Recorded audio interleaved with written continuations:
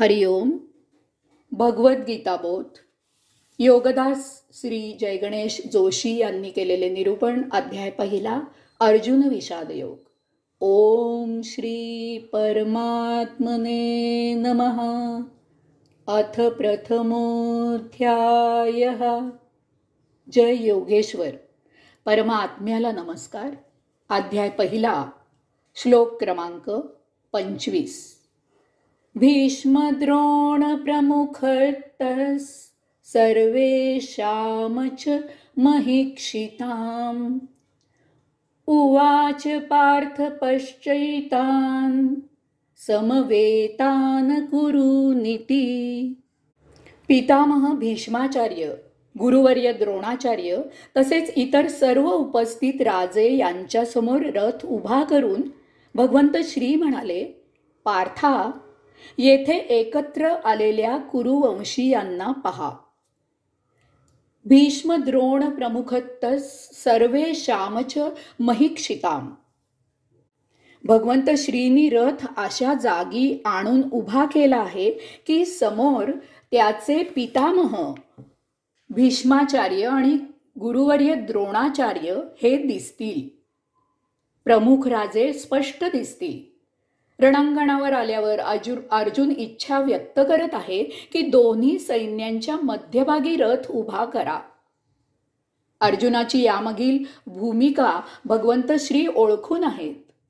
युद्धाला सुरुवात होण्याआधी त्याच्या ज्या काही शंका असतील त्या पूर्णपणे नाहीशा होणं आवश्यक आहे. मनामध्ये कोणताही संदेह असता कामा नये.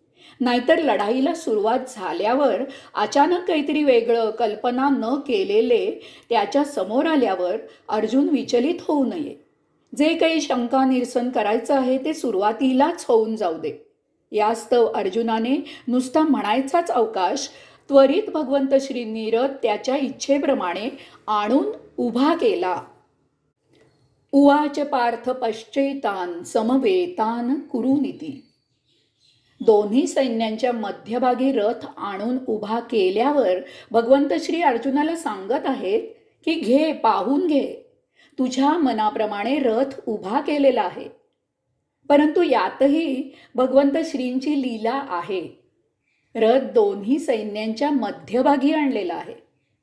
रथ उभा करायला सांगताना अर्जुन म्हणाला होता की दुष्ट बुद्धी कौरवांकडून त्यांच्याकरता लढाई करायला आलेले पाहायचे आहेत. पण येथे भगवंत श्री अर्जुनाला सांगत आहेत की येथे एकत्र आलेल्या कुरुवंशीयांना पाहून घे. कुरुवंशीयांमध्ये कौरव पांडव दोन्हीही येतात. दोघांनाही निरखून घे. लढाईत काही कौरवांकडीलच मारले जाणार नाहीत, पांडवांकडीलही मारले जाणार आहेत. हे अर्जुनाने नीट जाणावे हा त्यामागील भगवंत श्रींचा हेतू आहे. आता पुढचा श्लोक, श्लोक क्रमांक 26. तत्रापश्यत स्थितान् पार्थ पितृ पितामहान् आचार्यान् मातुलान् भ्रातॄन् पुत्रान् पौत्रान् सखींस्तथा श्वशुरान् सुहृद चैव सेनयो उभयोरपि. पार्थाने तेथे दोन्ही सैन्यांमध्ये लढाईसाठी ठाण मांडून लढाईच्या दृढ निश्चयाने तयार असलेले आपले वाडवडील, आजोबा, आचार्य, गुरुजन, मामा, बंधू, पुत्र, पौत्र, नातू, मित्र, सखे, सोबती, सासरे, हितचिंतक यांचे निरीक्षण केले. भगवंत श्रींनी सांगितल्याप्रमाणे पार्थाने दोन्ही सैन्यांकडे दृष्टिक्षेप टाकला. दोन्ही बाजूला लढाईसाठी मारण आणि मरणासाठी आपलेच वाडवडील, आजोबा, आचार्य, गुरुजन, मामा, बंधू, पुत्र, पौत्र, नातू, मित्र, सखे, सोबती, सासरे, हितचिंतक सर्व नातेवाईक आप्तेष्ट जमलेले त्याला दिसले. पुढचा श्लोक, श्लोक क्रमांक 27.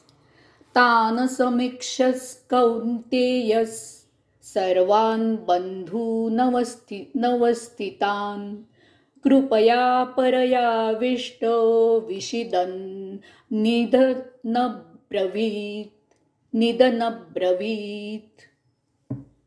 मारण मरणाच्या इच्छेने उभ्या असलेल्या आपल्याच तमाम बांधवांना पाहून अतिशय भीतीग्रस्त होऊन कुंतीपुत्र अर्जुन विषाद करत असे म्हणाला.